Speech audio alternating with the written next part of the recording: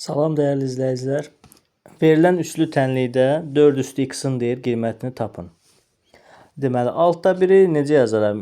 Deməli, 2 vurulsun 3 kimi yazsam, olacaq nə? 1 bölünsün 2 üstü x vurulsun 3 üstü x bərabərdir. Burada da mötərizəni açsaq, nə olacaq surətdə? 2 üstü x vurulsun 2-yə. 2 üstü yəni 1-ə, 2-yə. Məxrəcdə nə olacaq? 3 üstü x vurulsun 3 üstü 1, yəni 3. Aha.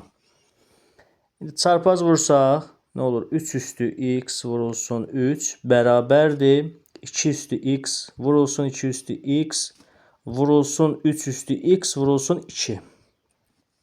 Belə vurduq, baxın, çarpaz. Aha. Deməli, 3 üstü x ilə 3 üstü x gedər. Qalar nə? 2 üstü x vurulsun 2 üstü x bərabərdir 3 bölünsün 2. 3 bölünsün 2. Buradan nə alıram? 4 üstü x bərabərdir 3 bölünsün 2. Deməli, bizdən nəyə soruşur? 4 üstü x-in qiymətini soruşur. Deməli, 4 üstü x nəyə bərabər olur? 2-də 3-ə. Yəni 1,5-ə.